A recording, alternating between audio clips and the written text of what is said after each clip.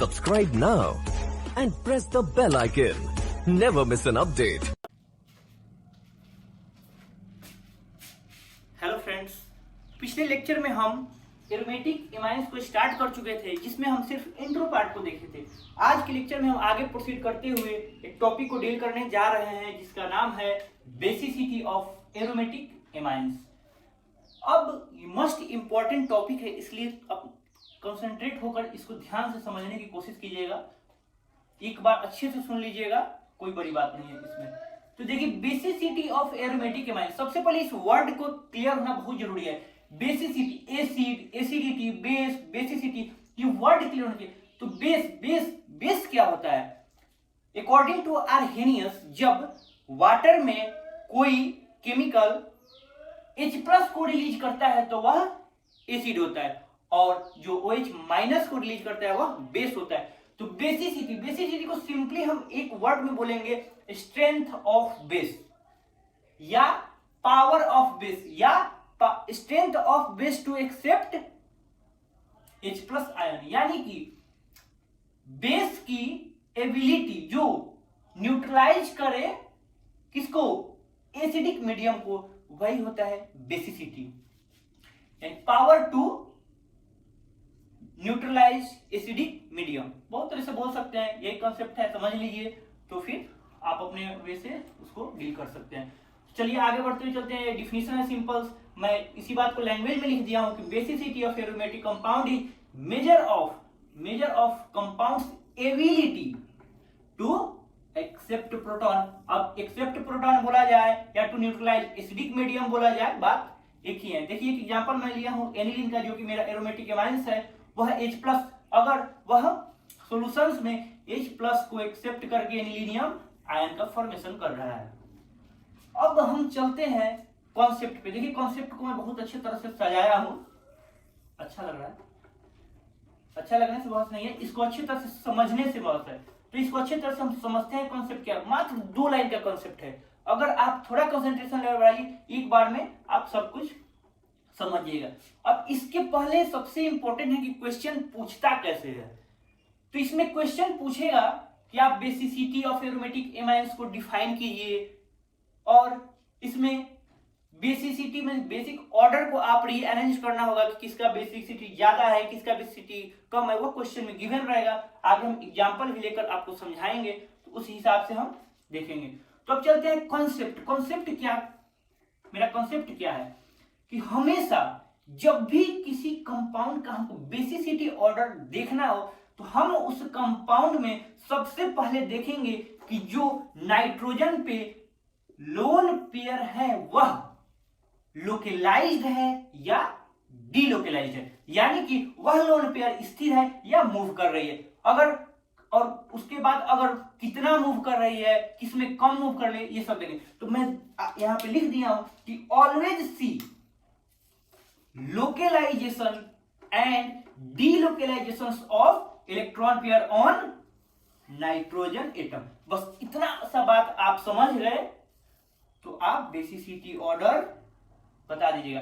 एक बात और यहां पे मैं, जैसे कि जो एलिफैटिक होता है, एलिफैटिक का ऑलवेज लेस होता है बेसिसिटी ऑर्डर, एलिफैटिक का हमेशा मोर होता है basic order then aromatic compound से। क्यों? क्योंकि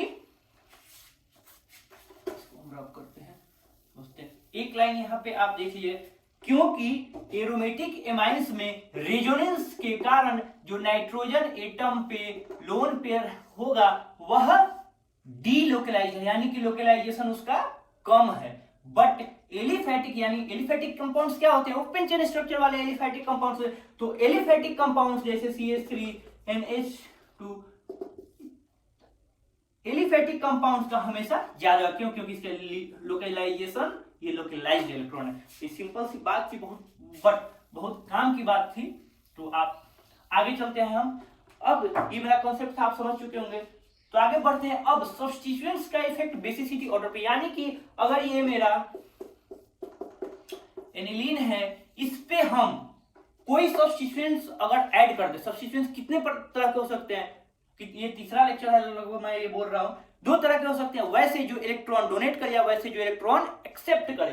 तो अगर इस पे हम इलेक्ट्रॉन डोनेटिंग ग्रुप लगा दे रहे हैं, जैसे कि CH3 लगा दे रहे हैं, तो यहां पे अगर आप कॉन्सेप्ट समझे हैं तुरंत बताइएगा कि यहाँ पे इसकी बेसिसिटी बढ़े ज्यादा होगी या कम होगी। एग्जाम्पल एक ये ले लिए और दूसरा हम एग्जाम्पल में ले रहे हैं जैसे कि NH2, तो यहाँ पे हम CH3 लगा दिए, ये मेरा इलेक्ट्रॉन डोनेटिंग ग्रुप है। तो अब आप बताइए इसमें बेसिसिटी ऑर्डर किसका ज्यादा होगा।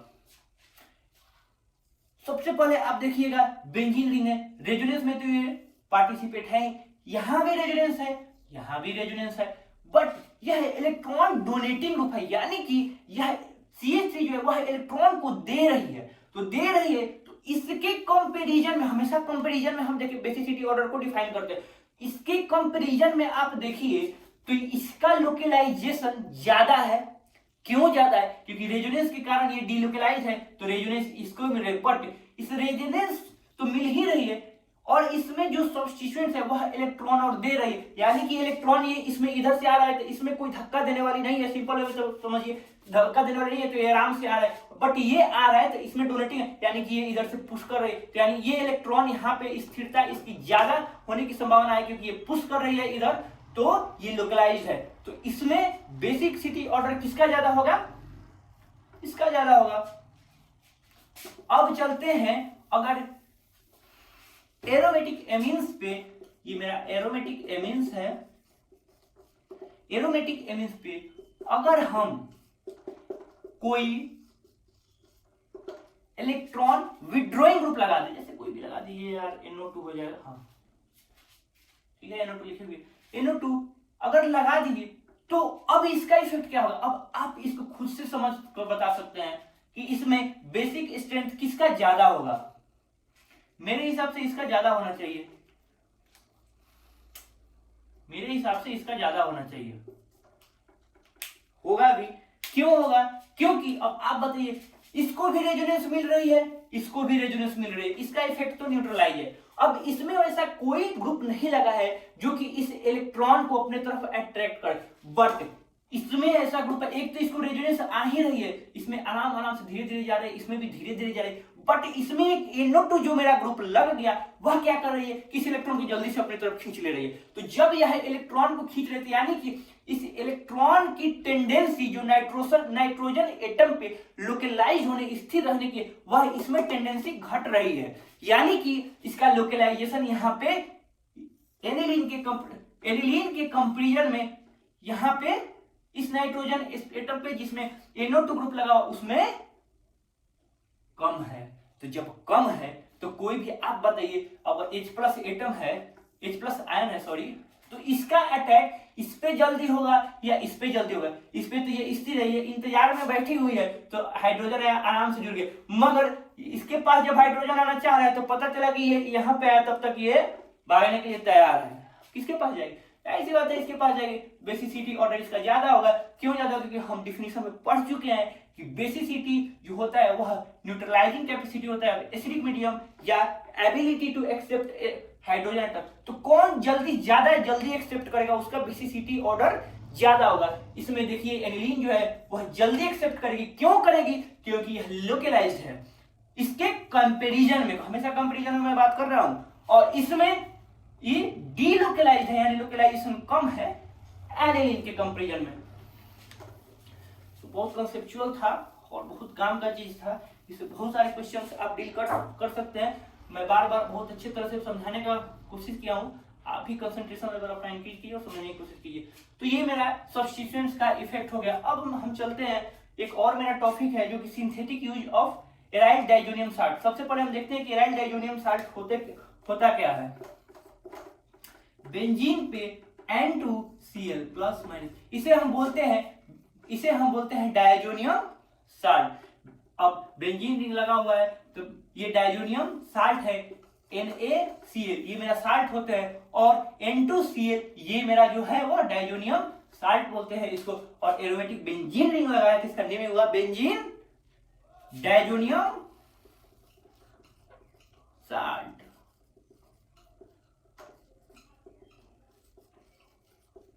Diazonium salt. अब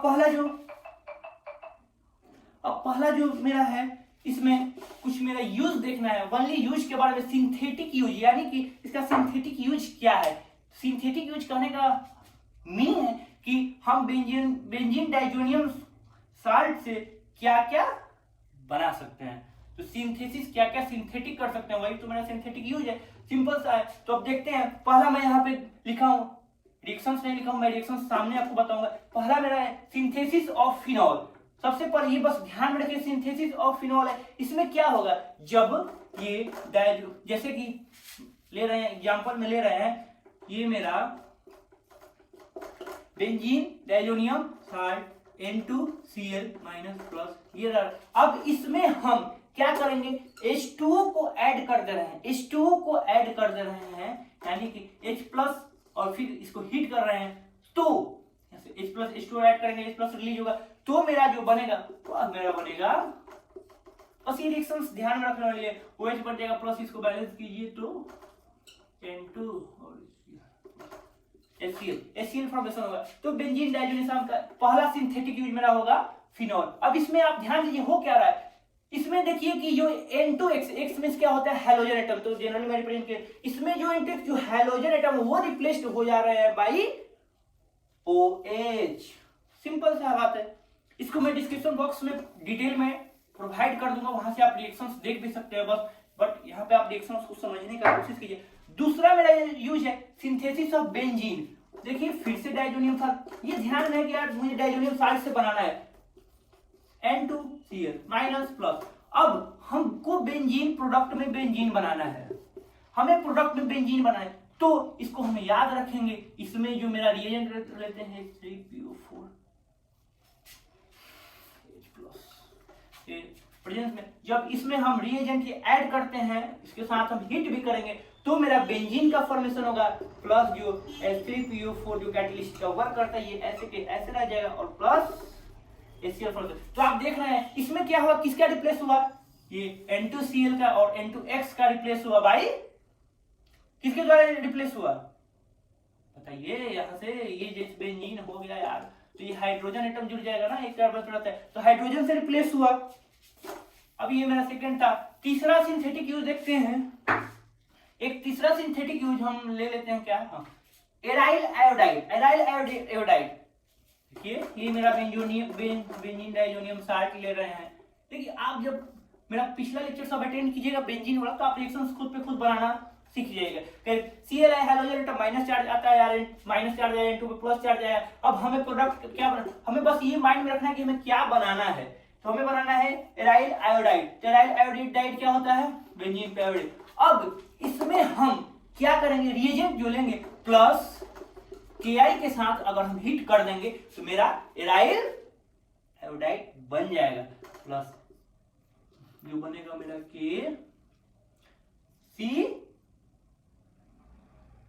KCl प्लस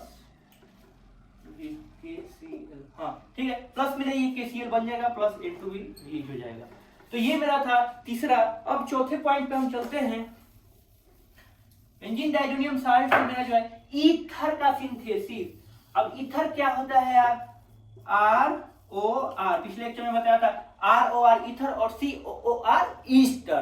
तो ये फंक्शनल ग्रुप है। अब हम यानी कि इसमें ऑक्सीजन के अगल बगल जो होते हैं, दो अल्काइल ग्रुप होते हैं, वो मेरा डिफरेंट होना चाहिए। देखिए मैं बना दे रहा हूँ, O एक CH3 लगा दिए। अब ये तो यहाँ पे मेरा रिएजेंट क्या होगा, CH3OH। ये मेरा रिएजेंट होगा CH3OH। तो मेरा जो बनेगा वह मेरा जो प्रोडक्ट आएगा वह आएगा ईथर का सिंथेसिस होगा। साथ में एक सब में हीट हम कर रहे हैं, बिना हीट का नहीं होगा, तो सब में एक हीट हम कर रहे हैं, बस रिएजेंट याद रखना है। तो और इसमें से प्लस इसको बैलेंस करेंगे, N2 मेरा रिलीज हो जाएगा, प्लस HCl हो जाएगा, डिफरेंस बैलेंस है।